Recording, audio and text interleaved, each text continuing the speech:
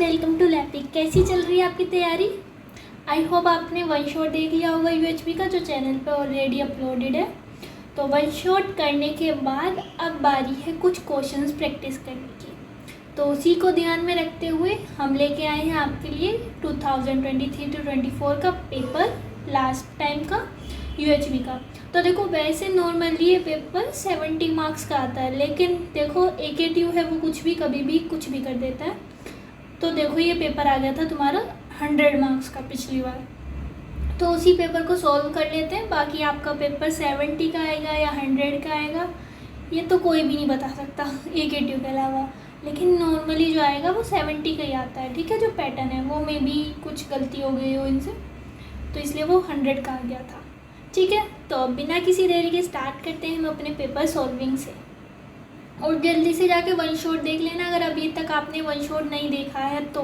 ठीक है, इस पेपर में हम सारे क्वेश्चंस डिस्कस करेंगे, उनका ओवरव्यू लेंगे, उन्हें ऊपर से समझेंगे और डिटेल्ड में नोट्स के अंदर हैं। अगर आपको नोट्स चाहिए तो आप वेबसाइट से विजिट करके नोट्स ले सकते हो, और बाकी हम हर एक क्वेश्चन अच्छे से समझ लेंगे जिससे आप पेपर में लिख के आ सको खुद से। ठीक है, तो देखो पहला क्वेश्चन है हमारा कि दो बेसिक एस्पिरेशंस क्या होती हैं ह्यूमन बीइंग की। तो आई एज्यूम कि आपने वन शॉट देख लिया होगा, तो आप ये सारे आंसर्स खुद से कर पा रहे होंगे। ठीक है, तो देखो दो बेसिक एस्पिरेशन क्या होती हैं किसी ह्यूमन बीइंग की। हर इंसान को दो बेसिक क्या चीज़ें चाहिए होती हैं। पहली है हैप्पीनेस, दूसरा है प्रोस्पेरिटी। ठीक है, हैप्पीनेस मतलब सुख और प्रोस्पेरिटी मतलब समृद्धि। तो हैप्पीनेस क्या है? ये एक स्टेट है, ऐसी स्टेट है जिसमें इंसान खुद के साथ हार्मनी महसूस करता है। ये राइट अंडरस्टैंडिंग और राइट फीलिंग्स से आती है। ठीक है, राइट अंडरस्टैंडिंग और राइट फीलिंग्स से।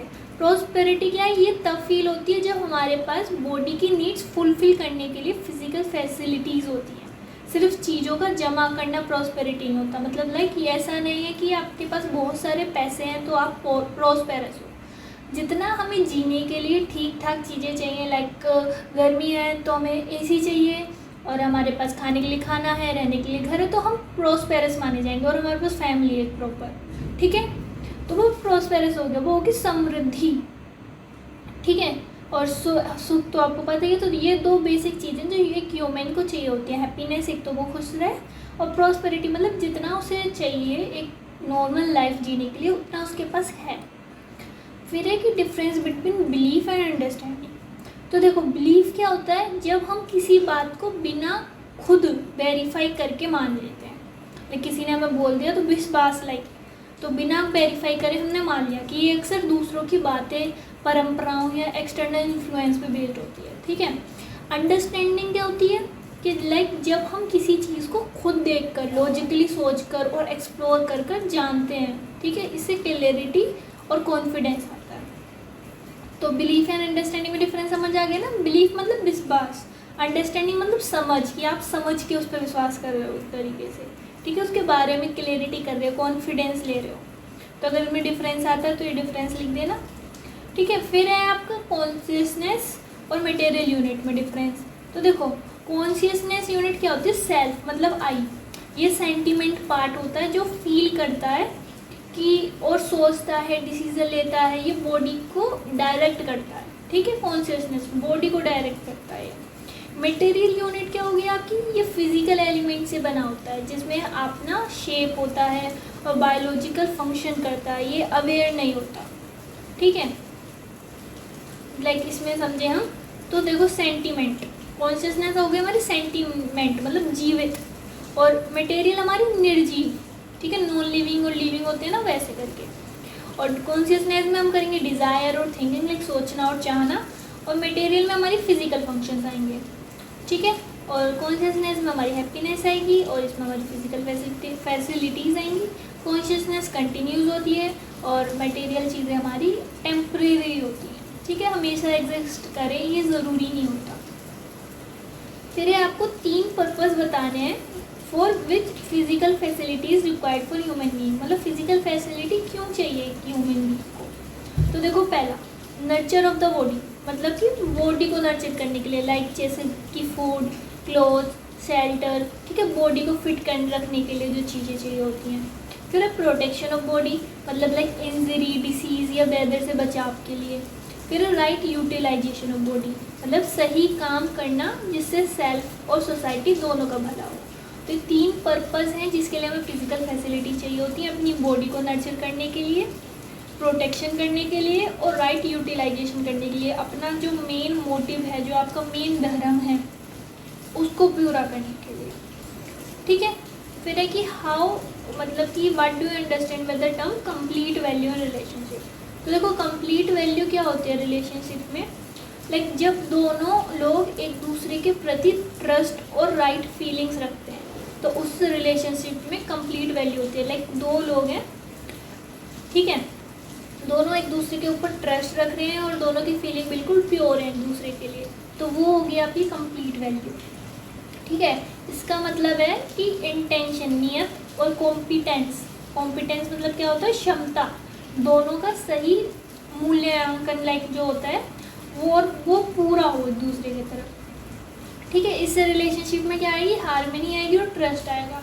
तो कंप्लीट वैल्यू का मतलब आप लिख के आओगे ना अपनी लैंग्वेज में कि म्यूचुअल फुलफिलमेंट है, एक दूसरे को बिल्कुल ट्रस्ट है और राइट फीलिंग्स हैं और दोनों की इंटेंशन ठीक है, कॉम्पिटेंस ठीक है। ठीक है। कॉम्पिटेंस मतलब क्षमता। अब है आपका F, तो इसमें है आपका डिफाइन द टर्म जस्टिस।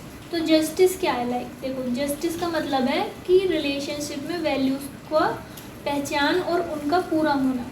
तो इसमें 4 कंपोनेंट्स होते हैं मेनली। देखो दूसरों की पहचान, ठीक है, सही इवोल्यूशन, म्यूचुअल फीलिंग्स और फुलफिलमेंट। ठीक है। 4 चीज़ें हैं जो जस्टिस को एंश्योर करती हैं, लाइक दूसरों की फीलिंग्स, सही इवोल्यूशन, म्यूचुअल फीलिंग और फुलफिलमेंट। तो जस्टिस का बेस होता है ट्रस्ट, जो आगे अफेक्शन को जन्म देता है और ये ही एक समाज का हारमोनियस बनाता है। ठीक है। यही फाउंडेशन है एक हारमोनियस सोसाइटी की। तो जस्टिस हमारी 4 चीज़ करता है, इसमें 4 कम चीज़ें हैं। दूसरों की पहचान, ठीक है, लाइक फीलिंग्स वगैरह उनकी, राइट एवोल्यूशन, सही एवोल्यूट करना, म्यूचुअल फीलिंग और फुलफिलमेंट। फिर आपका G, तो ये है आपका नेचुरल कैरेक्टरिस्टिक्स बतानी है आपको एनिमल ऑर्डर की। तो देखो एनिमल अपने नेचुरल इंस्टिंक्ट्स के अकॉर्डिंग काम करता है। ठीक है। ठीक है, समझते जाना ये सब। एनिमल्स अपने नेचुरल इंस्टिंक्ट्स के अकॉर्डिंग काम करते हैं। इनकी नीड्स लिमिटेड और प्रीडिफाइंड होती हैं। लाइक एनिमल्स की नीड प्रीडिफाइंड होती हैं कि हाँ उन्हें खाना चाहिए और बस, और उनको सोना जागना खाना पीना ये सब। भाई ह्यूमन की तो बढ़ती रहती है। ठीक है। तो इनकी एक लिमिटेड नीड्स होती हैं, ये ह्यूमन की तरह सोचते नहीं हैं। ठीक है। और इनका बिहेवियर एक साइक्लिक पैटर्न फॉलो करता है, लाइक बिना डेवलपमेंट या अंडरस्टैंडिंग के। ठीक है। तो यू एनिमल ऑर्डर के बारे में अगर पूछे तो ये सब लिख देना कि एनिमल्स अपने नेचुरल इंस्टिंक्ट्स के अकॉर्डिंग काम करते हैं, इनकी नीड्स लिमिटेड होती हैं, ये ह्यूमन की तरह सोच नहीं सकते, इनका बिहेवियर एक साइक्लिक पैटर्न फॉलो करता है। ठीक है। फिर है आपको टर्म एक्सप्लेन करना है submergence with reference to coexistence in existence. तो देखो सबमर्जेंस का मतलब है जब इंसान अपने आप को सिर्फ बॉडी या फिजिकल वर्ल्ड के रूप में समझता है। ठीक है। Lack of awareness of self where, मतलब लाइक वो अपने को अच्छे से अवेयर नहीं है और बस अपने आप को सिर्फ बॉडी और फिजिकल वर्ल्ड के रूप में समझ रहा है। तो इससे सेल्फ अवेयरनेस की कमी होती है और एग्जिस्टेंस में कि इंटरकनेक्टेडनेस नहीं समझ पाते हैं। ठीक है। इसका रिजल्ट क्या होता है, पार्शियल और नैरोइंग अंडरस्टैंडिंग। तो सबमर्जेंस मतलब लाइक रियल अवेयरनेस ना हो कि इंसान सिर्फ अपने आप को सिर्फ बॉडी या फिजिकल वर्ल्ड के रूप में समझ रहा है। ठीक है। फिर है आपकी assess how utility value and artistic value are related. तो यूटिलिटी वैल्यू क्या होती है, किसी ऑब्जेक्ट का प्रैक्टिकल यूज़। ठीक है। आर्टिस्टिक वैल्यू क्या होती है, उसकी ब्यूटी या डिज़ाइन। तो जब किसी ऑब्जेक्ट में दोनों काम हो, लाइक सुंदरता भी हो और तब उसमें कंप्लीट वैल्यू होती है, लाइक दोनों चीज़ हो, लाइक ऑब्जेक्ट भी हो। ठीक है। जब किसी ऑब्जेक्ट में काम भी हो और सुंदरता भी हो तो तब उसे कंप्लीट वैल्यू बोलते हैं। ठीक है। तो ये आपका यूटिलिटी हो गई, आपका कोई ऑब्जेक्ट का प्रैक्टिकल यूज़, और आर्टिस्टिक वैल्यू होगी उसकी ब्यूटी या डिज़ाइन। ठीक है। फिर आपका नेक्स्ट क्वेश्चन है list down the 4 components to ensure humanistic tradition. तो 4 चीज़ें क्या हैं आपकी, पहली है राइट अंडरस्टैंडिंग, लाइक खुद, रिलेशनशिप, समझ और प्रकृति की समझ।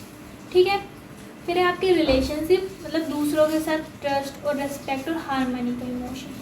फिर फिजिकल फैसिलिटी, ये क्या होती है, आपकी बॉडी की नीड्स पूरी होनी चाहिए।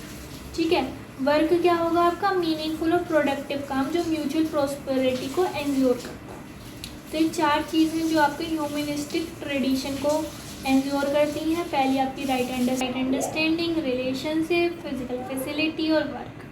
ठीक है, अब चलते हैं अपनी नेक्स्ट सेक्शन बी पे। तो इसमें आपके सेकंड पार्ट में 5 क्वेश्चन होते हैं। आई नो आपको पता है, पर एक बार और बता दूं, इसमें 5 क्वेश्चन होते हैं जिसमें से आपको 3 क्वेश्चन अटैम्प्ट करने होते हैं। ठीक है, अब इनको समझ लेते हैं। तो पहला क्वेश्चन है आपका distinguish between happiness and excitement, और आपको एग्जामिन करना है कि how sensation can not be the source of continuous happiness.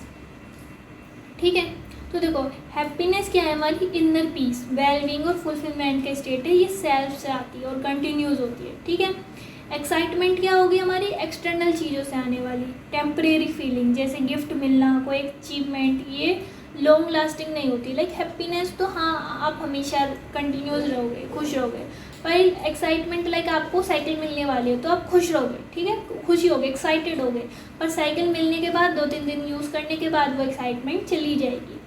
ठीक है, तो ये डिफरेंस है आपकी हैप्पीनेस और एक्साइटमेंट में। अब फिर है आपकी सेंसेशन से कंटिन्यूस हैप्पीनेस नहीं मिल सकती, क्योंकि ठीक है क्वेश्चन में बोला है ना कि बताओ, तो देखो सेंसेशन से कंटिन्यूस हैप्पीनेस नहीं मिल सकती। क्यों?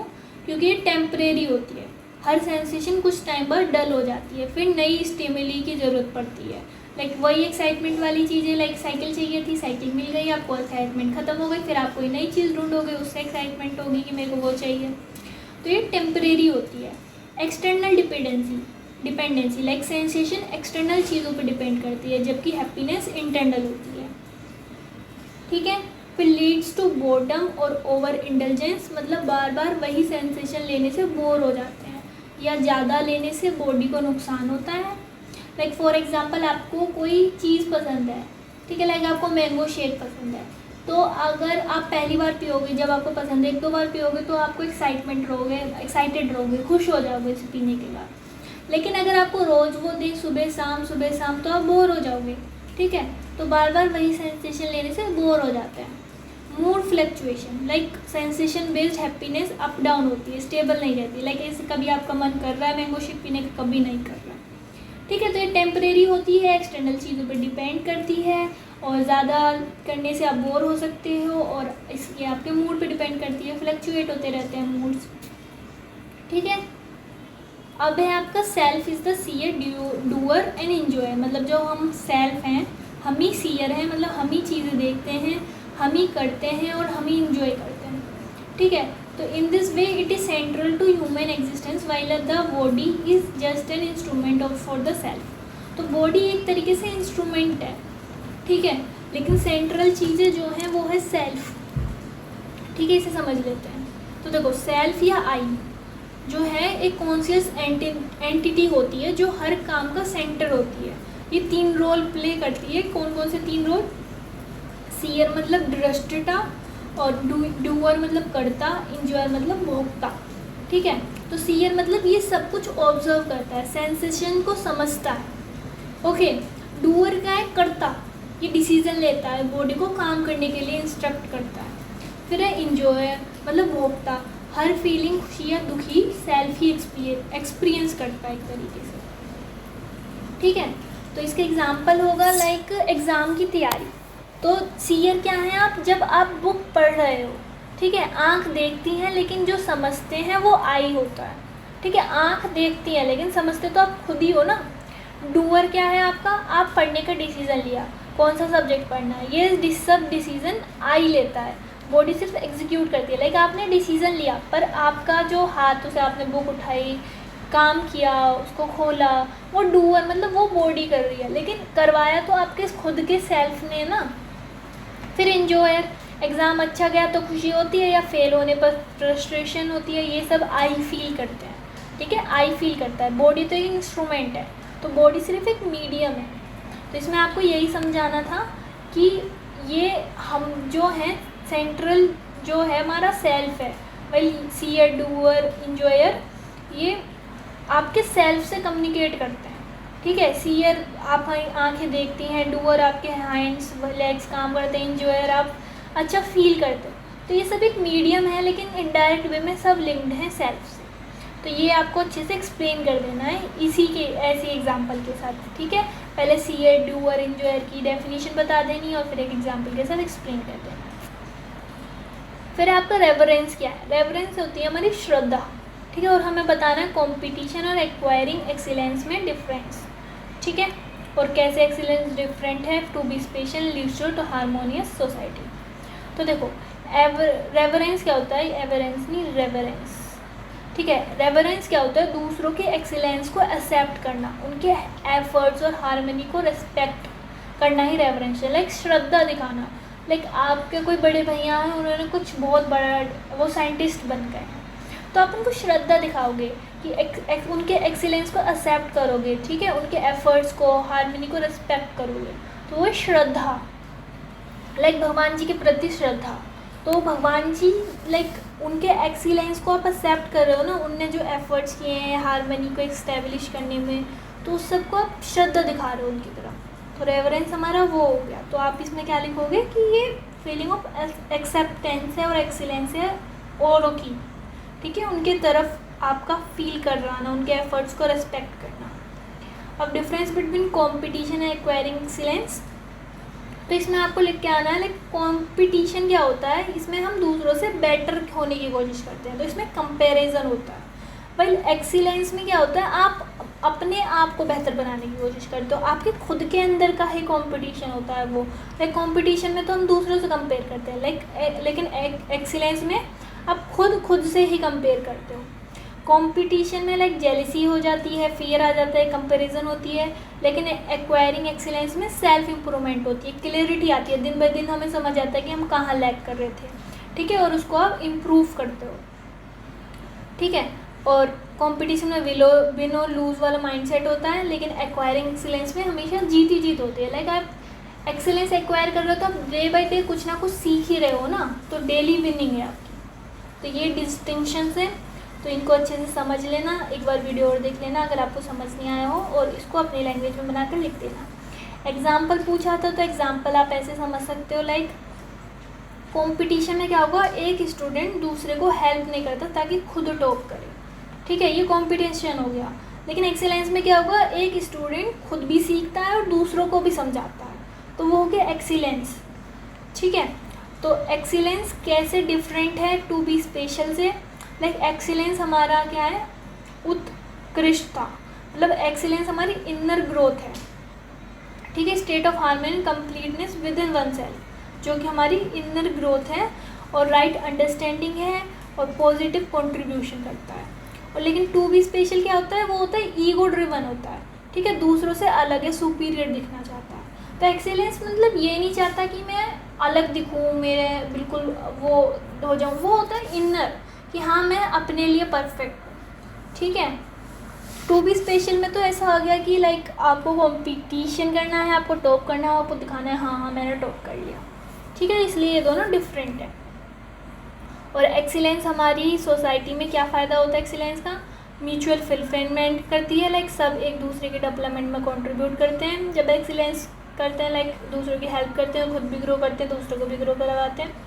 कोऑपरेशन एंड ट्रस्ट बढ़ता है, कंपटीशन नहीं होता, कोलैबोरेशन होता है, कॉन्फ्लिक्ट कम होता है, लाइक पीसफुल और बैलेंस सोसाइटी बनती है। ठीक है, ये आपको समझ आ गया होगा। अब चलते हैं नेक्स्ट पे, like explain inherent recyclability and mutual fulfilment in nature, और एनालाइज करना है हमें current status of human interaction with nature, और 2 प्रोग्राम जो एग्जीक्यूट हो रहे हैं इंस्टीट्यूट लेवल पे एज अ रेजोल्यूशन।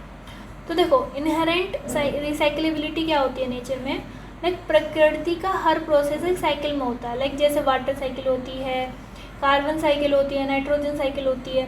ठीक है, तो वैसे जैसे वेस्ट भी किसी ना किसी फॉर्म में फिर से यूज़ हो जाता है। एग्जाम्पल डेड लीव्स कंपोज्ड हो जाते हैं, वो आपकी रिसाइक्लेबिलिटी हो गई। ठीक है, तो म्यूचुअल फुलफिलमेंट में क्या होता है, रिसाइकेबिलिटी आपको समझ आ गई, ठीक है। अब म्यूचुअल फुलफिलमेंट इन नेचर क्या होती है, मटेरियल ऑर्डर, ठीक है, लाइक मिट्टी, हवा, पानी, सब कुछ प्लांट्स और एनिमल्स के लिए बेस बनता है, ठीक है। म्यूचुअल फुलफिलमेंट में हर ऑर्डर्स होते हैं और हर ऑर्डर में हम समझते हैं लाइक मटेरियल ऑर्डर तो आपका सॉइल वाटर एयर हो गया, जो बेसिक बनता है हर मतलब लाइक एनिमल्स के और ह्यूमन की ग्रोथ के लिए।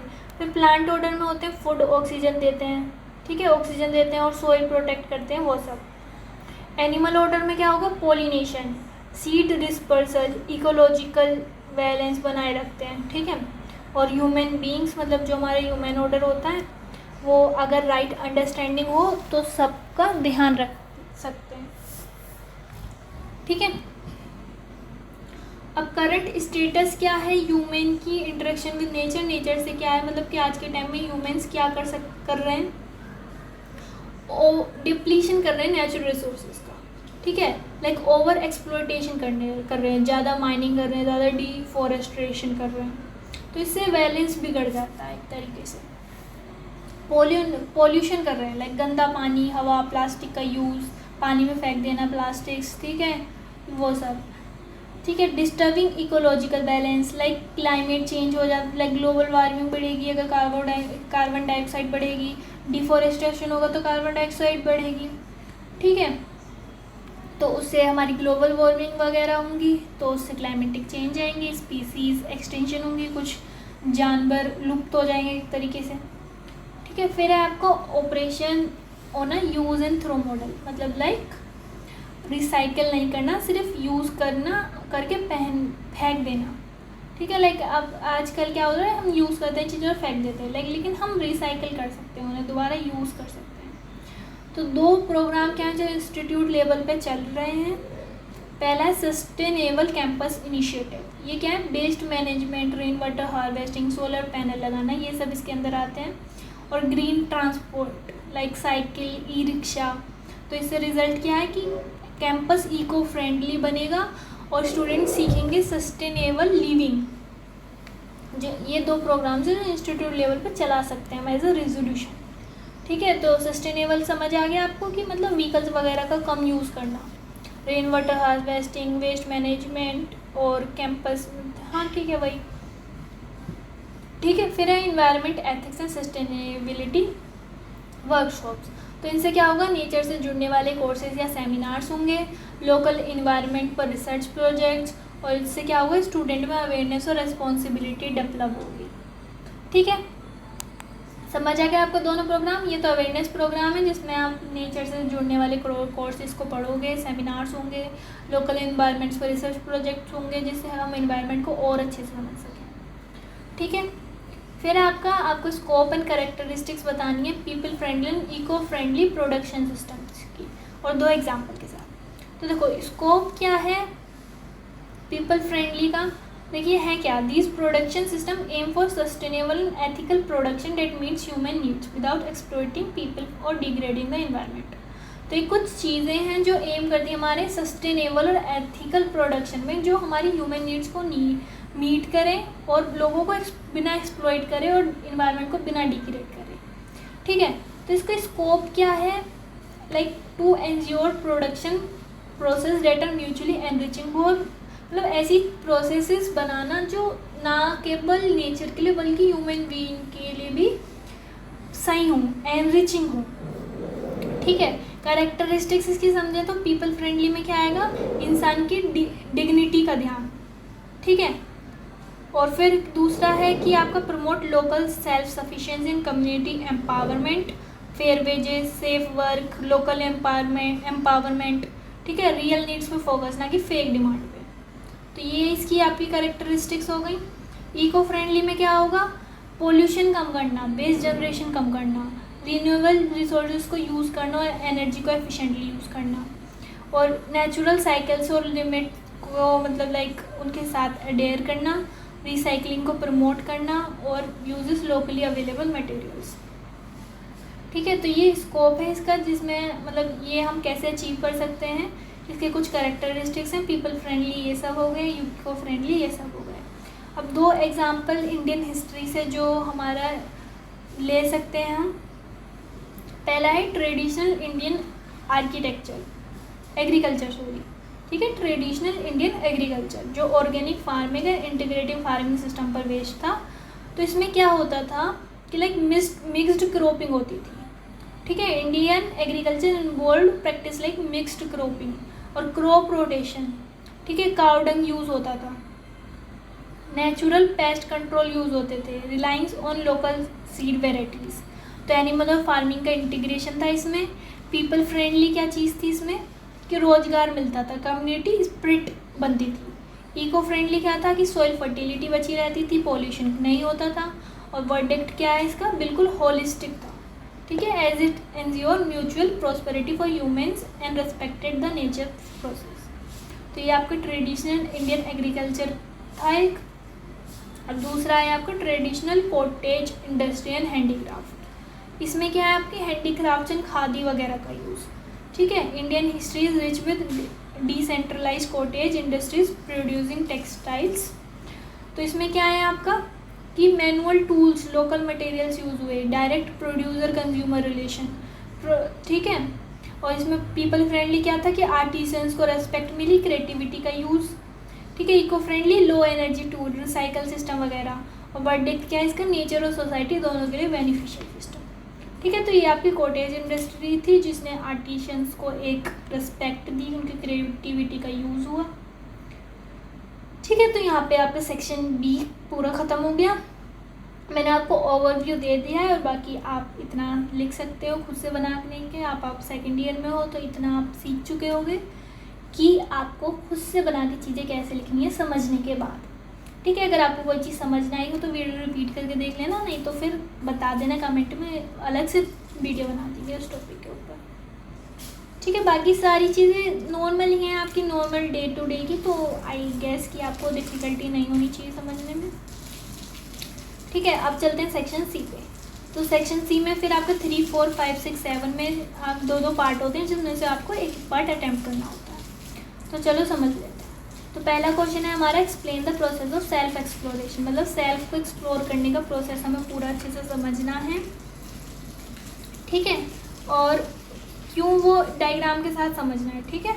तो डायग्राम आप खुद बनाओगे, मैं आपको एक्सप्लेन कर दूँगी अच्छे से, जिससे आप मतलब जो थ्योरी होती है ना उसी से आपको डायग्राम बनाना होता है। तो डायग्राम डिफ़र कर जाता है, इसीलिए कोई स्टूडेंट कैसा बनाता है, कोई स्टूडेंट कैसा, इसलिए मैंने डायग्राम यहाँ रखा नहीं, ठीक है। बाकी आपको कुछ नहीं है उसमें, बस जो थ्योरी में है वही आपको डायग्राम के थ्रू दिखा देना। और इतना सीखो कि आप हर थ्योरी के साथ एक डायग्राम खुद से बना सको, ठीक है। तो इसे समझ लेते हैं। तो देखो, सेल्फ एक्सप्लोरेशन का प्रोसेस क्या होता है, ये एक ऐसा प्रोसेस होता है जिसमें हम अपने आप से डायलॉग करते हैं। लाइक मैं अपने आप से ही क्वेश्चनिंग, ठीक है, अपने आप को ही एक्सप्लोर करना, ठीक है। लाइक कि मैं क्या हूँ, ठीक है, मुझे क्या बनना है, ये नेचुरल एक्सेप्टेंस और जीवन के एक्सपीरियंस के बेसिस पर समझ डेवलप करता है, ठीक है। इसके कुछ लाइक ये देखो, इसमें डिटेल्स लिख दी है मैंने कि क्या क्या आप इंक्लूड करोगे कंसेप्चुअल डायग्राम में। तो लाइक एक साइकिल बनाना, ठीक है, और एक स्पाइरल, ठीक है, एक इस तरीके से साइकिल और एक स्पाइरल। उसमें पहले आएगा आपका प्रपोजल, ठीक है, इधर आएगा आपका प्रपोजल, ये स्टेप्स है ना। फिर इधर आएगी आपकी वेरिफिकेशन, ठीक है, और इधर आएंगे आपके एक्सपेरिमेंटल वैलिडेशन, और इधर आएगा आपका रिजल्ट, ठीक है,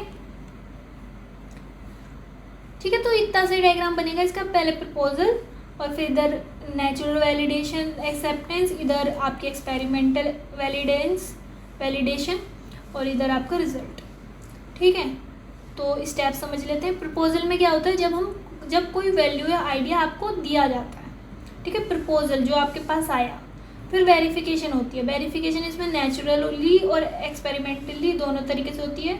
तो वेरिफिकेशन थ्रू नेचुरल एक्सेप्टेंस क्या होता है, आप खुद से पूछते हो कि क्या ये मेरे लिए सही लगता है, ठीक है, तो वो है आपका नेचुरली जो आप एक्सेप्ट कर रहे हो। एक्सपेरिमेंटल में क्या होता है कि जब आप उस वैल्यू के अकॉर्डिंग जीने की कोशिश करते हो, like living with human beings relationship.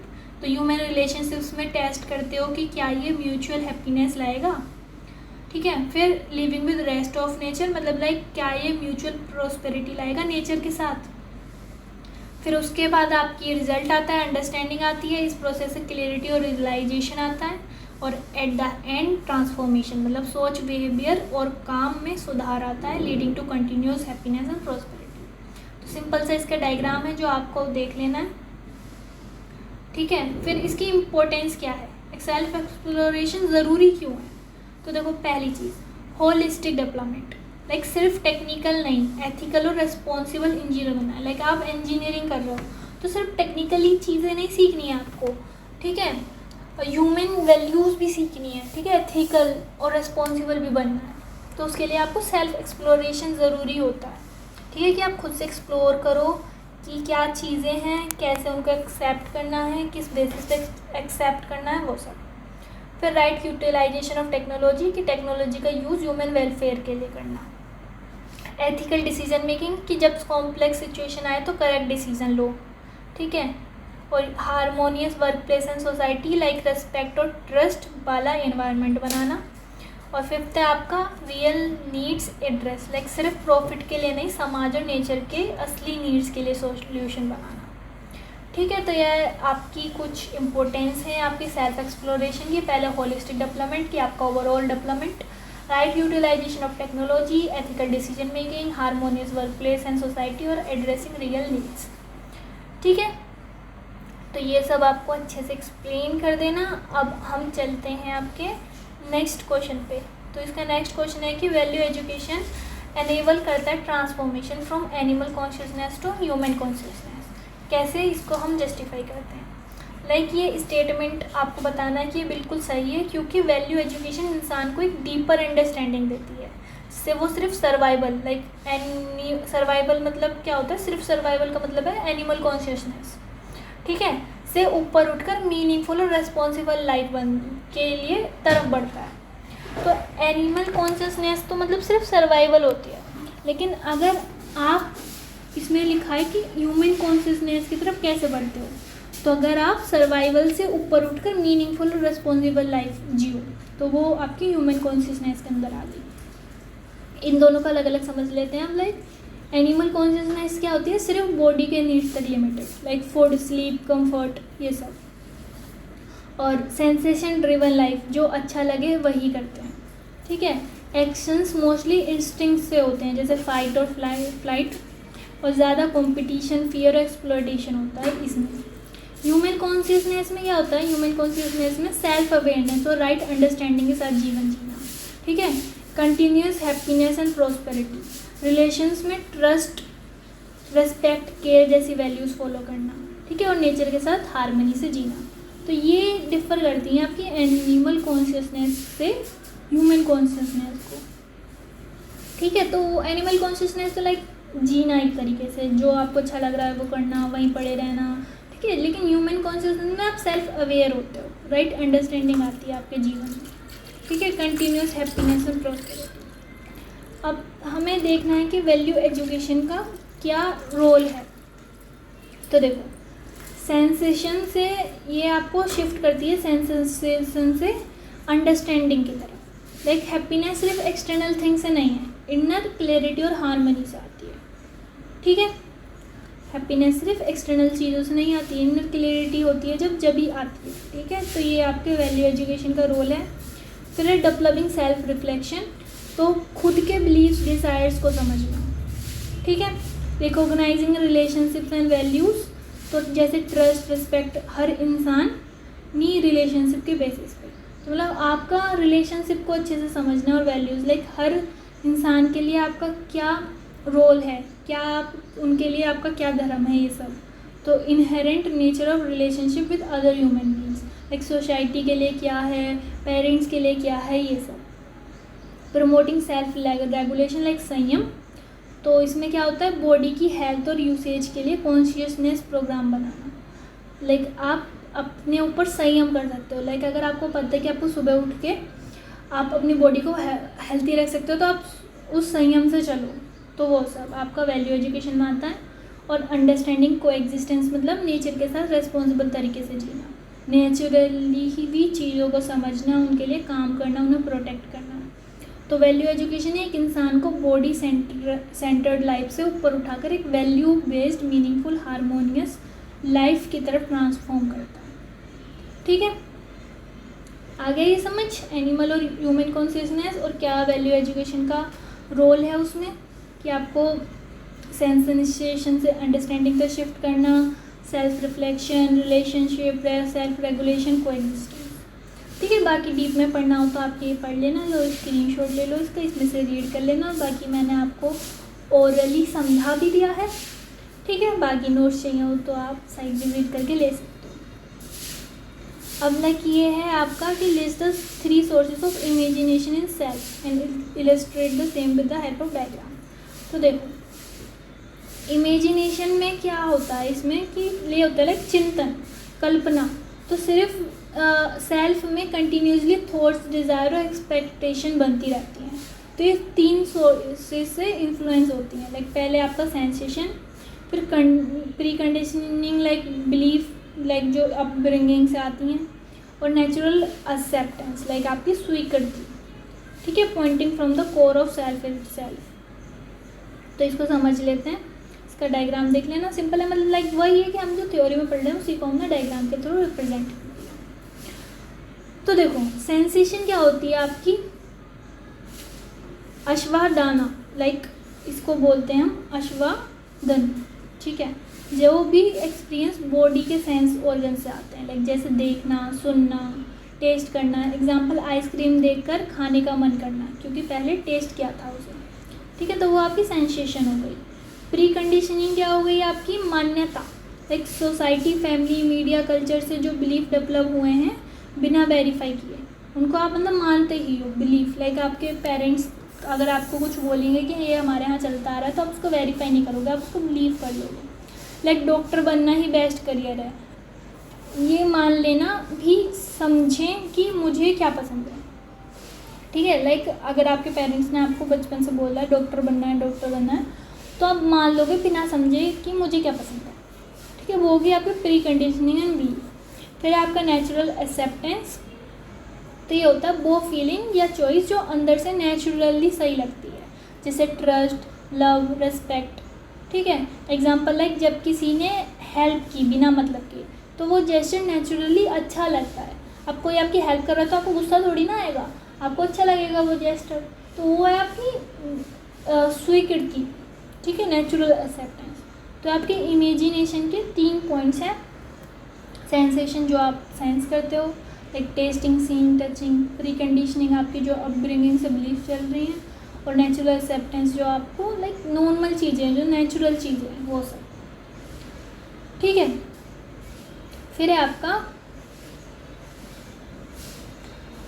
when I evaluate and observe that I am responsible for taking care of my body, I need to make the program to maintain the health of the body. Like जब मैं observe कर लूँ कि मैं ही अपनी body को ध्यान रखना है, तो मुझे अपनी हेल्थ को मेंटेन करने के लिए शेड्यूल फॉलो करना पड़ेगा। लाइक वही आ जाता है संयम के अंदर, सेल्फ रेगुलेशन। ठीक है, तो ये स्टेटमेंट सेल्फ रेगुलेशन संयम का कोर बताता है, जिसमें आई बॉडी की केयर के लिए रिस्पॉन्सिबल होता है। आई मतलब हम खुद अपनी बॉडी की केयर के लिए रिस्पॉन्सिबल है ना, तो वही है इसमें। तो देखो एनालिसिस पहली चीज़, तो आई क्या है हमारा, is responsible for our body. ठीक है, सेल्फ आई बॉडी का मास्टर है और बॉडी एक टूल है। ठीक है, हम मास्टर हैं और हमारी बॉडी एक टूल है। तो अगर बॉडी अनहेल्थी है तो आई भी अपना काम सही से नहीं कर पाएगा। ठीक है, अगर आपकी बॉडी सही नहीं है तो आप सही से काम थोड़ी कर पाओगे। तो आपकी बॉडी इंटरलिंक्ड है कहीं ना कहीं आपकी सेल्फ से। तो आपको अपनी बॉडी को मेंटेन करने के लिए अपने सेल्फ को एक तरीके से ऐसे मेंटेन करना पड़ेगा संयम में, जिससे आप अपनी बॉडी को हेल्थी रख सको। तो उसी के लिए हमें एक प्रोग्राम की ज़रूरत पड़ती है। सेल्फ को कॉन्शियसली एक प्लान बनाना होता है, लाइक प्रॉपर खाने का, रेस्ट का, फिज़िकल एक्सरसाइज का, ठीक है, हाइजीन का, और हार्मफुल सब्सटेंसेस से बचने का। तो पहले क्या आता है इसमें नीड ऑफ प्रोग्राम में, right understanding of body need. हमें समझना है कि हमारी बॉडी को क्या चाहिए। लाइक कभी कभी हमें स्लीप चाहिए होता है, हमारा प्रॉपर स्लीप नहीं होता, इसलिए हमारी हेल्थ ख़राब रहती है। तो ये प्रोग्राम इन्हीं चीज़ों को अंडरस्टैंड करने में काम आता है। तो पहले आप देखोगे बॉडी की नीड, फिर डिसिप्लिन एंड मॉडरेशन। ठीक है। डिसिप्लिन और कंट्रोल करोगे, लाइक टेस्ट ड्रिवन, फूड या लेजीनेस से बॉडी को हार्म करना, लाइक अगर कोई ऐसी चीज़ है जो आपकी बॉडी को हार्म कर रही है तो आप डिसिप्लिन करोगे, लाइक आपको कोलेस्ट्रॉल और आपको तली हुई चीज़ें नहीं खानी, तो आप अपनी बॉडी को डिसिप्लिन में रखोगे कि हाँ मुझे इन चीज़ों को नहीं खाना।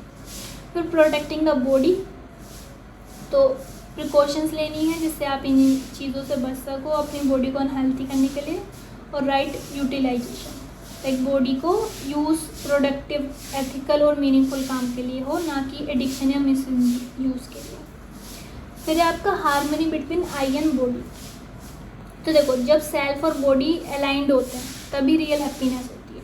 तो harmony between I and body कब आएगी? जब आप आई और बॉडी के बीच एक प्रॉपर कोऑर्डिनेशन हो, कि अगर आपकी बॉडी को रेस्ट चाहिए तो आई मतलब सेल्फ समझे कि आपको सोना है, ठीक है। अगर आपको पता है कि आपकी को सुबह उठ के वो करना है, एक्सरसाइज करनी है, ठीक है, तो अपनी बॉडी को अच्छे से मेंटेन करो और हार्मनी रहे आपकी बॉडी, मतलब जो आपकी सेल्फ को चाहिए वो आपकी बॉडी वही काम करे, ठीक है, तो आप हार्मनी रहेगी।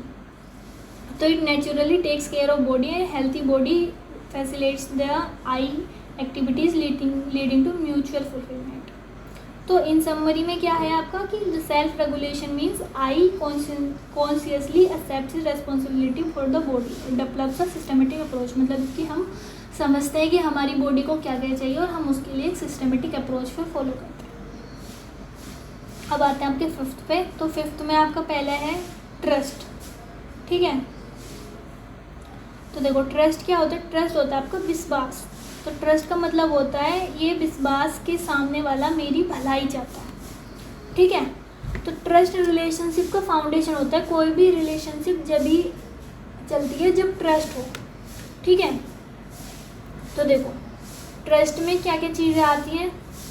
Basis for all other feelings, like सभी की इमोशंस की बेस, रिस्पेक्ट, लव, अफेक्शन सब ट्रस्ट पर डिपेंड करता है, ठीक है। अगर आपका सामने वाला पर्सन ट्रस्ट करता है तो वो आपको रेस्पेक्ट भी देगा, अफेक्शन देगा, केयर देगा, गाइडेंस देगा, रेफरेंस भी देगा, ग्लोरी देगा, ग्रेटिट्यूड देगा। Love can not genuinely blossom to be sustained, ठीक है। तो ट्रस्ट के लिए ये सब फीलिंग आनी नॉर्मल है। फिर आपका है कि इंटेंशन वर्सेस कॉम्पिटेंस, मतलब कि अगर सामने वाले की इंटेंशन सही है पर वो गलत करता है तो रिलेशनशिप टिकता है। देखो, मतलब कि अगर trust primary deals with intention, तो अगर सामने वाले की नीयत सही है, ठीक है, तो ट्रस्ट रहेगा। लेकिन even if the other person makes a mistake और lacks competence in a particular area, if there is trust, like आपका दोस्त और आप हो तो आप दोनों के बीच में ट्रस्ट है पूरा, ठीक है। लेकिन आप कहीं रास्ते से जा रहे हो, आपके दोस्त ने इग्नोर कर दिया, लेकिन आप दोनों के बीच में ट्रस्ट है, तो आप समझोगे हाँ उसकी कोई मजबूरी होगी जिसकी वजह से वो इग्नोर कर रहा है। तो अगर कोई मिस्टेक भी हो जाती है तो वो कोई दिक्कत नहीं करती, ठीक है। फिर है enables openness and acceptance, like trust होने पर लोग फ्रीली एक्सप्रेस करते हैं, ठीक है। फियर और सस्पिशन को ये रिड्यूस करता है। ट्रस्ट से इनसिक्योरिटी दूर होती है और म्यूचुअल ग्रोथ होती है। जब ट्रस्ट होता है तो लोग एक दूसरे की हेल्प करते हैं, ग्रो करते हैं। तो trust is not just one value among many but the essential bedrock upon which all healthy, meaningful and lasting human relationships are built, ठीक है। तो ये आपके कुछ ट्रस्ट की चीज़ें थी कि ट्रस्ट क्यों ज़रूरी है। तो सभी के इमोशंस का बेसिक है ये, ठीक है। और इंटेंशन और वर्सेस कॉम्पिटेंस दिखाता है, ओपननेस दिखाता है, फियर और सस्पेंशन कम होता है और म्यूचुअल ग्रोथ होती है। फिर है आपका where do you wish to live in a fearful और फियरलेस सोसाइटी, ठीक है। और for fearless in a society what are the minimum requirements और what will be your participation to ensure a desirable fearless state of society. तो देखो, हर इंसान society में जीना चाहता है जो कि फियरफुल सोसाइटी, मतलब लाइक सस्पिशन, वायलेंस और इनसिक्योरिटी। और फियरलेस सोसाइटी क्या होगी? अभ्यता, लाइक सेफ्टी हो, जहाँ ट्रस्ट हो और हार्मनी हो, ठीक है। तो वायर डू यू विश, तो every human being wish to live in a fearless society, जहाँ पे अभय हो, लाइक जहाँ पे सेफ्टी हो, ट्रस्ट हो, हार्मनी हो, ठीक है। और फियरफुल सोसाइटी में ये सब चीज़ें होती हैं, तो यहाँ पे कोई रहना नहीं चाहता, हम रहना चाहते हैं फियरलेस सोसाइटी में। तो मिनिमम रिक्वायरमेंट्स क्या हैं एक फेयरलेस सोसाइटी की। पहले है right understanding in every individual, कि जब सब लोग समझदारी से जीते हैं तो फियर का बेस ही ख़त्म हो जाता है। ठीक है, जब लोग समझदार होंगे तो फियर क्यों ही होगा। ठीक है, लोग एक दूसरे को समझेंगे। फिर राइट फीलिंग एंड रिलेशनशिप्स, तो राइट फीलिंग हो, सबके बीच में ट्रस्ट हो, रेस्पेक्ट हो, है ना। ट्रस्ट, रेस्पेक्ट, केयर जब ये होते हैं तो मिसअंडरस्टैंडिंग नहीं होती है। फिर प्रॉस्पेरिटी इन एवरी फैमिली, तो जब बेसिक नीड्स पूरी हो जाती हैं तो फियर और ग्रिड दोनों कम हो जाते हैं। और को एग्जिस्टेंस विद नेचर, मतलब लाइक जब नेचर का एक्सप्लॉयटेशन नहीं होता तो सबके रिसोर्सेज सेफ रहते हैं। तो ये आपकी चीज़ें हैं जो आपकी फेयरलेस सोसाइटी बनाती हैं। तो right understanding, right feeling, prosperity, को एग्जिस्टेंस। अब है कि तुम्हारा क्या पार्टिसिपेशन है इन सबको इंश्योर करने के लिए। तो पहला है कि सेल्फ एक्सप्लोरेशन, कि आपको पहला स्टेप है आपको सेल्फ को एक्सप्लोर करना, अपनी राइट अंडरस्टैंडिंग। जब आप खुद को अच्छे से समझ पाओगे जब तो आप एक फियरलेस सोसाइटी बिल्ड करोगे ना। तो खुद से स्टार्ट करना आपका मेन काम है। ठीक है, सेल्फ एक्सप्लोर करो, डेवलप करो अपनी स्ट्रेंथ्स को, अंडरस्टैंडिंग को।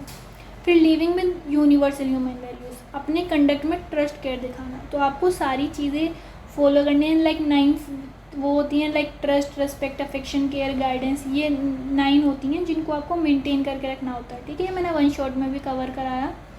तो इन 9 फीलिंग्स को, ठीक है, ह्यूमन वैल्यूज़ को आपको अपने अंदर रखना है हर एक रिलेशनशिप में। कौन कौन सी? Trust, respect, affection, care, guidance, reference, glory, gratitude, love. ठीक है, फिर एंश्योरिंग प्रॉस्पेरिटी इन फैमिली, तो फैमिली को प्रॉस्पेरस बनाकर रखना, एक्यूमुलेशन से बचाना, कि उतनी चीज़ें एक्यूमुलेट करना जितनी प्रॉस्पेरस होने के लिए ज़रूरी है, राइट यूटिलाइजेशन। ठीक है, और ऐसा नहीं कि लाइक लेते जा रहे हो वेल्थ को और आपको नीड नहीं है। फिर responsible interaction with nature, nature से हारमनी में जीना, इको फ्रेंडली प्रैक्टिसेस फॉलो करना, एथिकल प्रोफेशन, लाइक प्रॉफिट के साथ एथिक्स को भी ध्यान रखना। ऐसा नहीं प्रॉफिट के चक्कर में आप काली बाजारी वाली जो चीज़ें होती हैं वो करने लग जाओ। ठीक है, फिर है आपका कंट्रीब्यूटिंग, लाइक अवेयरनेस फैलाना। ठीक है, दूसरों को भी वैल्यू एजुकेशन समझाना। ठीक है, ये कट गया इधर से। तो मतलब focusing on these accept my participation would move beyond merely wishing for a fearless society to actively contribute to its realization through my own transformed living and responsible actions। ठीक है, तो ये आपके कुछ रोल्स हैं जो आप फियरलेस सोसाइटी को बिल्ड करने में मदद कर सकते हो। पहले सेल्फ एक्सप्लोरेशन, यूनिवर्सल वैल्यूज़ को, जो भी ये 9 वैल्यूज़ होती हैं उनको मेंटेन करके रखना, फैमिली को प्रॉस्पेरस बना के रखना, नेचर को हारमनी में जीना, एथिकल प्रोफेशन और अवेयरनेस स्प्रेड करना। फिर आपका 6th, इसमें आपको बताना है कि 4 ऑर्डर्स ऑफ नेचर आपको समझाने हैं, उनका इनहेरिटेंस एग्जाम्पल के साथ, और ह्यूमन कंडक्ट कैसे इंश्योर होता है। तो इन्हें समझ लेते हैं। लाइक हमारे जो होते हैं 4 ऑर्डर्स होते हैं, मटेरियल ऑर्डर, प्लांट ऑर्डर, ठीक है, एनिमल ऑर्डर और आपका ह्यूमन ऑर्डर। तो इनको समझ लेते हैं। तो देखो मटेरियल ऑर्डर क्या होता है, आपका होता है स्वभाव। तो मटेरियल ऑर्डर होता है आपका लाइक इनेटनेस, लाइक एग्जिस्टेंस, अस्तित्व। ठीक है, पदार्थ अवस्था, लाइक ये होता है आपका composition and decomposition. Like material आपकी वही तो चीज़ होती है, मटेरियल चीज़ें लाइक आपकी रॉक्स वगैरह, मॉलिक्यूल्स, तो वो कंपोजिशन एंड डिकम्पोजिशन पे ज़्यादा बेस्ड होती हैं। ठीक है, उनका इनहेरिटेंस क्या है, फिजिकल और केमिकल प्रॉपर्टीज़ पास होती हैं। ठीक है, एग्जाम्पल लाइक एक rock, water, air, material piece. तो आपका मटेरियल ऑर्डर हो गया, इसमें पे मेन टेंडेंसी होती है कंपोजिशन एंड डिकम्पोजिशन की, गठन एंड पूरण। ठीक है, और इनहेरिटेंस इनका फिजिकल और केमिकल प्रॉपर्टीज़, और एग्जांपल आपका रोग। फिर आपका आता है प्लांट ऑर्डर। प्लांट ऑर्डर आपका होता है प्राणना अवस्था, लेकिन ये होता है आपका, ये इनकी इनेटनेस क्या होती है, इनमें आता है एग्जिस्टेंस, एग्जिस्ट करना, ये और कंपोजिशन, डिकम्पोजिशन, और नेचर वर्सनिंग। ठीक है, पोषण पुराना। तो प्लांट जो होते हैं ग्रो करते हैं, न्यूट्रिशन एब्जॉर्ब करते हैं, रिप्रोड्यूस करते हैं, इवेंचुअली डीके हो जाते हैं। ठीक है, इनहेरिटेंस क्या है इसकी, कि plant reproduce through seeds, spores etcetera. तो जेनेटिक ट्रेट्स पास होते हैं इनमें। Example like tree, herbs, shrubs और ग्रास। ठीक है। एनिमल ऑर्डर क्या होंगे आपके, जीवावस्था, लाइक ये इनकी बेसिक नीड्स क्या होती हैं, बेसिक नीड्स और instincts, extension, composition, decomposition, nurture, worsening. Additionally इनमें एक और चीज़ होती है विल टू लिव, ठीक है, जीने की इच्छा, ठीक है। इसमें तो ये देखो चलता जा रहा है, इसमें कंपोजिशन डिकम्पोजिशन थी, इसमें एग्जिस्टेंस आ जाता है, कंपोजिशन डिकम्पोजिशन और नेचर वर्सनिंग। इसमें एक और एक्स्ट्रा आ गया विल टू लिव, ठीक है। तो इनकी इनहेरिटेंस क्या होती है, ये फिजिकल ट्रेट्स और इंस्टिंक्चुअल बिहेवियर दोनों पर डिपेंड करते हैं। एग्जांपल लाइक डॉग का बच्चा बार्किंग और लॉयल्टी इनहेरिट करता है ना, वो सब। फिर आपका लास्ट ऑर्डर होता है ह्यूमन ऑर्डर, इसमें होता है ज्ञानावस्था।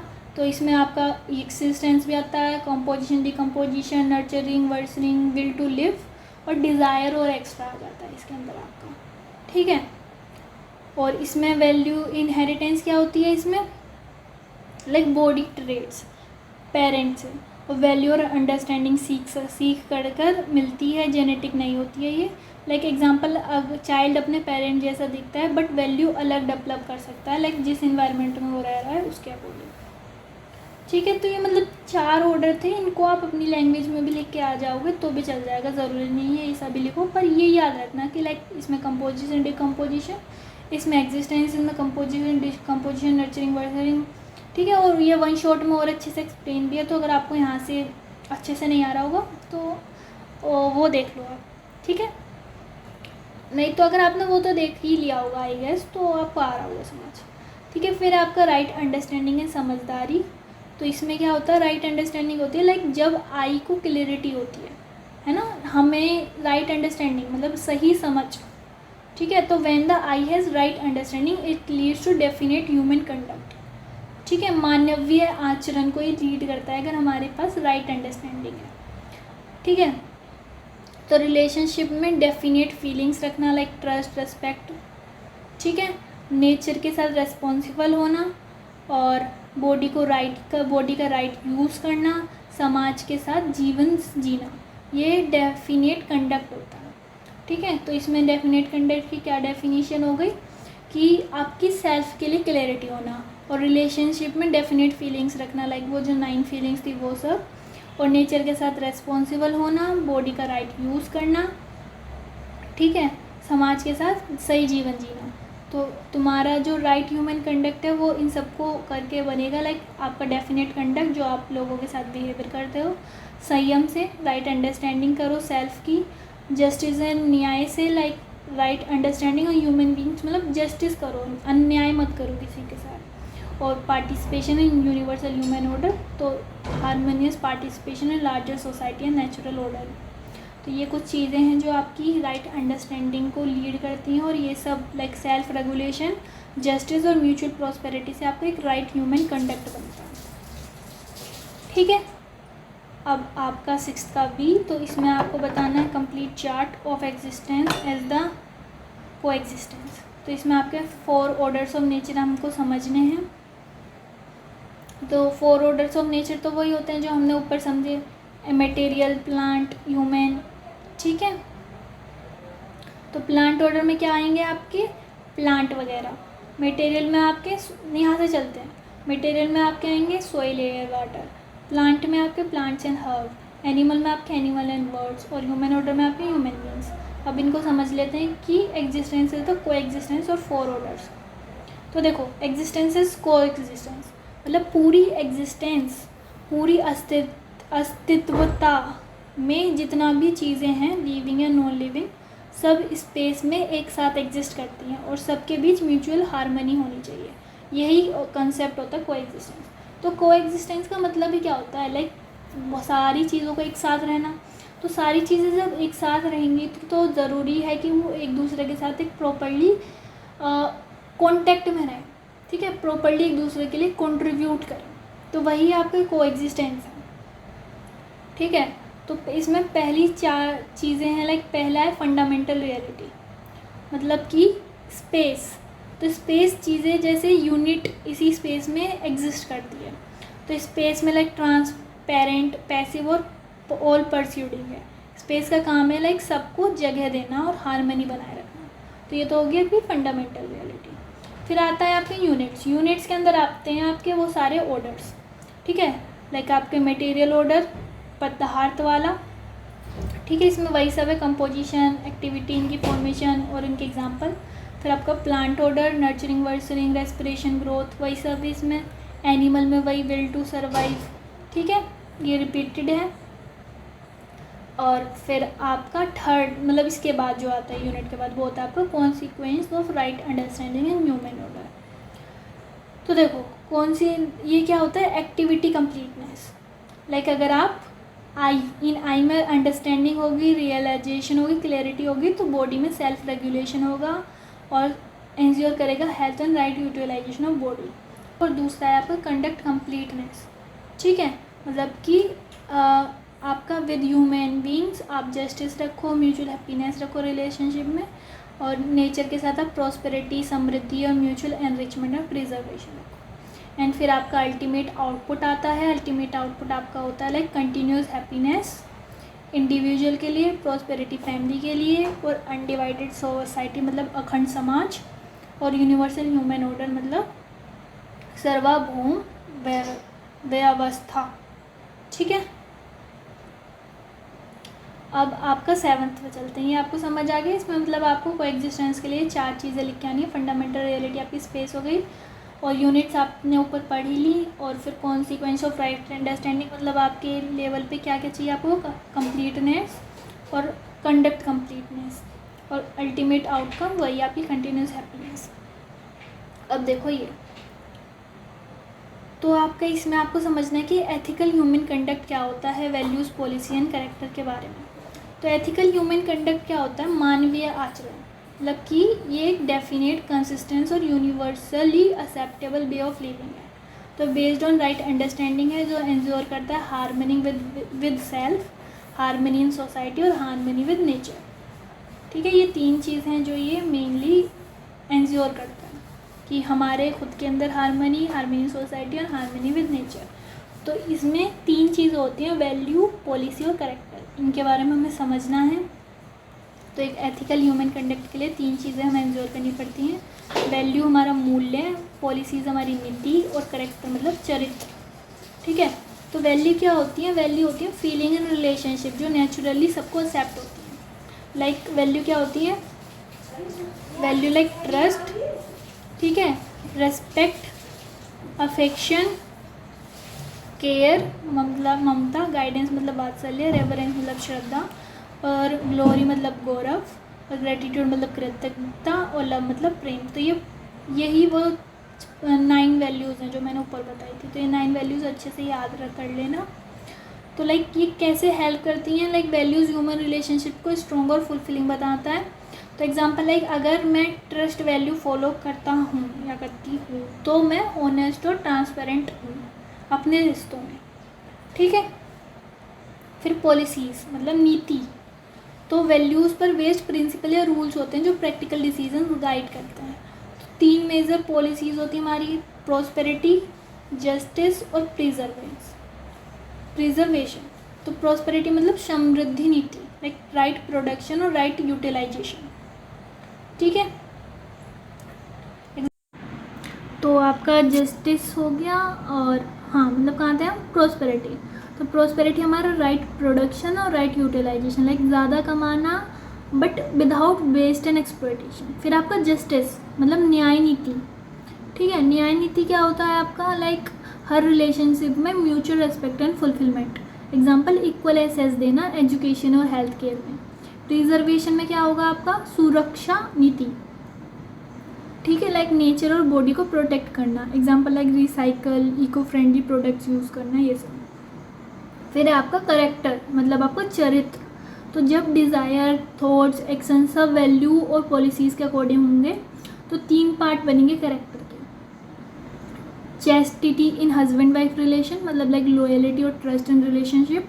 राइटियस वेल्थ, ठीक है, लाइक धनों पर जन्म, लाइक कि पैसे का कमाना एथिकल वे में। और काइंडनेस ऑफ वर्क, लाइक दयापूर्ण कर्मा, लाइक कि आप ऐसे काम में इन्वॉल्व होना जो सबका भला करे, ठीक है। इसका example like a person who refuses bribe despite opportunity shows strong character, like एक पर्सन जो ब्राइब जो होती है आपका उसका रिफ्यूज़ कर देता है, ठीक है, वो सब। तो इसमें आपकी समझ आ गया आपको सारी चीज़ें, वैल्यूज़, पॉलिसी और करेक्टर। वैल्यूज़ आपकी जो भी है 9 वैल्यूज़ हैं उनको आपको एक्सप्लेन कर देना अगर पेपर में आता है तो। पॉलिसी आप ये तीनों पॉलिसी याद कर लो, प्रॉस्पेरिटी, जस्टिस और प्रिजर्वेशन, और करेक्टर में आपका ये तीनों, ठीक है। अब चलते हैं अपने लास्ट क्वेश्चन पे। तो ये इसकी एक तरीके से समरी ये है लाइक जो कि वैल्यूज़ आपका इंटरनल मोटिवेशन होती है, पॉलिसीज़ आपकी प्रैक्टिकल एग्जीक्यूशन होती है, करेक्टर आपका कंसिस्टेंस और एथिकल बिहेवियर होता है। तो इन तीनों के मिलने से ही डेफिनेट और एथिकल ह्यूमन कंडक्ट होता है, ठीक है, वही इसमें लिखा हुआ है। फिर आपका लास्ट क्वेश्चन जो है इस पेपर का वो है कि explore the issues in professional ethics in current scenario. तो क्या क्या इशू आते हैं आपके प्रोफेशनल एथिक्स में, ठीक है, और आपको 5 अनएथिकल प्रैक्टिसेस बतानी है आज के प्रोफेशन में, ठीक है, जो हम वो ट्राइड हो रही है to curb them, methods to curb them, ठीक है। तो करंट इश्यूज़ क्या हैं जो हम फेस कर रहे हैं आजकल, लाइक आज के टाइम में कई एथिकल प्रॉब्लम्स प्रोफेशनल्स फेस कर रहे हैं। इनका मेन रीज़न क्या है, लाइक सिर्फ प्रॉफिट बनाना, टारगेट प्रेशर और सेल्फ सेंटर्ड थिंकिंग बढ़ गई है, ठीक है। तो मेजर इशू क्या है वही करके समझ लेते हैं। लाइक पहला है lack of holistic understanding, like कि प्रोफेशनल्स को पूरी तरह समझ नहीं होती कि उनका काम ह्यूमैनिटी और इन्वायरमेंट पर कैसा अफेक्ट कर रहा है, ठीक है, तो होलिस्टिक अंडरस्टैंडिंग नहीं होती। फिर प्रेशर, ठीक है, लाइक सेल्स या रेवेन्यू टारगेट के प्रेशर में लोग गलत तरीके अपना लेते हैं, जैसे चीटिंग, फ्रॉड, ठीक है। फिर ग्लोबलाइजेशन और कॉम्प्लेक्सिटी, लाइक बड़ी कंपनीज का स्ट्रक्चर कॉम्प्लेक्स होता है, अकाउंटेबिलिटी मुश्किल हो जाती है, स्पेशली जब अनएथिकल काम किसी दूर कंट्री में हो रहे हैं, ठीक है। रैपिड टेक्नोलॉजी एंड एडवांसमेंट, तो मतलब इसमें है कि AI, बायोटेक्नोलॉजी और डेटा साइंस जैसी नई फील्ड्स में एथिकल रूल्स अभी क्लियरली डिफाइन नहीं है। फिर है आपका मटेरियलिज्म और कंज्यूमरिज्म, तो इसमें है कि सिर्फ बेचना और प्रॉफिट बनाना गोल बन गया है आजकल के लिए, चाहे प्रोडक्ट हमारे लिए हार्मफुल ही क्यों ना हो। फिर वीक गवर्नमेंट, तो बहुत जगह पर लॉ हैं लेकिन गवर्नमेंट इम्प्लीमेंटेशन वीक है, तो उनका अनएथिकल प्रैक्टिसेस चलती रहती हैं। अब देखो जैसे ये है कि 5 अनएथिकल प्रैक्टिसेस जो आजकल चल रही हैं और उनके कर्विंग मेथड। तो पहला है आपका करप्शन एंड ब्राइबरी, तो लोग पैसे या गिफ्ट देकर अनफेयर एडवांटेजेस लेते हैं, जैसे कि कॉन्ट्रैक्ट लेना, रूल तोड़ना या किसी काम को इलीगल वे में करना। इसका सॉल्यूशन क्या होगा, कर्विंग मेथड क्या है कि एंटी करप्शन लॉ एस्टेब्लिश करना, ठीक है, ट्रांसपेरेंसी टूल, ठीक है, और ऑडिट्स, विशल ब्लोअर प्रोटेक्शन, ठीक है, ये कुछ टेक्निक्स हैं इनको करने की। Tag based solution like blockchain और ई-गवर्नेंस, इन सबको हम यूज़ कर सकते हैं। और लॉन्ग टर्म इफेक्टिवनेस कमेंट क्या होगा इसका, लाइक ये मेथड हेल्पफुल है बट जब इंटरनल अंडरस्टैंडिंग और वैल्यू नहीं आती, लोग नए तरीके से रूल तोड़ने लगते हैं, और परमानेंट सॉल्यूशन तभी मिलेगा जब लोग एथिक्स को अपनाएंगे, ठीक है। तो इसका ये सब था डिस्क्रिप्शन है वो। और फिर हमारा है कि environmental pollution and resource depletion, तो इसमें क्या होता है, इंडस्ट्रीज वेस्ट को प्रॉपर्ली ट्रीट नहीं करती हैं, एक्सेसिव कार्बन एमिशन करती हैं और नेचर को एक्सप्लॉइट करती हैं, ठीक है, ये इसका डिस्क्रिप्शन। कर्विंग मेथड क्या हो सकते हैं, इन्वायरमेंट लॉज बनाना, CSR नॉर्म्स, ठीक है, कार्बन टैक्स वगैरह और एमिशन कंट्रोल, और international agreements like for example like Paris agreement, ठीक है। लॉन्ग टर्म इफेक्टिवनेस कमेंट क्या होगा इस पर कि लाइक रूल्स ज़रूरी हैं बट अगर इंसान नेचर को सिर्फ प्रॉफिट के लिए यूज़ करता है तो पोल्यूशन रुकेगा नहीं। लॉन्ग टर्म सॉल्यूशन तभी है जब नेचर के साथ म्यूचुअल रिस्पेक्ट डेवलप हो, ठीक है। फिर आपका misleading advertisement and false claims, तो इसमें क्या है, लाइक कंपनीज गलत या एग्जैगरेटेड क्लेम्स करती हैं, लोगों को कंफ्यूज करके प्रोडक्ट बेचती हैं। इसके सॉल्यूशन क्या हो सकते हैं, कंज्यूमर प्रोटेक्शन एक्ट, ठीक है, एडवर्टाइजिंग काउंसिल्स लाइक ASCI और social media watch dogs, product labelling laws, ठीक है, ये कर्विंग मेथड्स। और लॉन्ग इफेक्टिवनेस कमेंट इस पर क्या हुआ कि लॉज से तो हद तक कंट्रोल होता है बट जब तक कंपनीज का इंटेंट सिर्फ प्रॉफिट बनाए रखने हैं तो तब तक तो मैनिपुलेशन होती रहेगी और प्रोफेशनल्स को समझाना होगा कि रियल नीड फुलफ़िल करना ज़्यादा इम्पोर्टेंट है। ठीक है, फिर आपका है लेबर एक्सप्लॉयटेशन।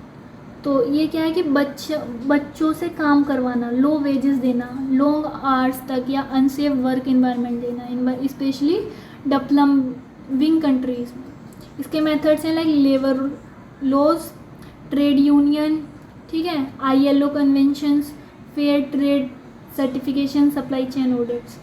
ठीक है, इसका लॉन्ग टर्म कमेंट्स है कि लाइक लॉज इंपॉर्टेंट हैं बट रेस्पेक्ट और डिग्निटी तभी मिलेगी जब एम्प्लॉयज़ लोगों को इंसान समझें। ठीक है, सिर्फ वर्कर्स नहीं, जब रिलेशनशिप में म्यूचुअल केयर आएगा तभी रियल चेंज पॉसिबल है। फिर आपका लास्ट है कि लाइक डेटा प्राइवेसी वॉल्यूशन। तो कंपनीज बिना बताए यूजर्स का डेटा कलेक्ट और शेयर कर लेती है या मिसयूज़ करती हैं, profiling, selling data etcetera. Curbing method इसका कि data protection acts like GDPR, ठीक है, DPDP bill act, cyber security systems, content based framework, AI ethical guidance. Long term इसकी वही है कि टेक्नोलॉजी हर दिन एडवांस हो रही है तो नए प्रॉब्लम्स आएंगे। रियल सॉल्यूशन तभी है जब डेवलपर्स और कंपनीज प्राइवेसी और ट्रस्ट को वैल्यू करें, और लॉस से हेल्प होती है बट वैल्यू बेस्ड एथिक्स ज़रूरी है। ठीक है, तो यहाँ पे आपका ये वाला लास्ट क्वेश्चन भी ख़त्म हो गया। इसमें हमने 5 चीज़ें देखी जिनसे एथिकल अनएथिकल चीज़ें हो रही हैं और उनको कैसे कर्व कर सकते हैं हम। ठीक है, तो इसको अच्छे से पढ़ लेना और बाकी नोट्स चाहिए तो आप यहाँ से ले सकते हो। ठीक है, तो यहाँ पे आपका UHP का पूरा पेपर सोल्व करा दिया है मैंने आपका लास्ट टाइम का। तो इसको अच्छे से वन शॉट देख लो और इसको अच्छे से प्रिपेयर कर लो। बस all the best for your paper, take care, bye bye, thank you for watching.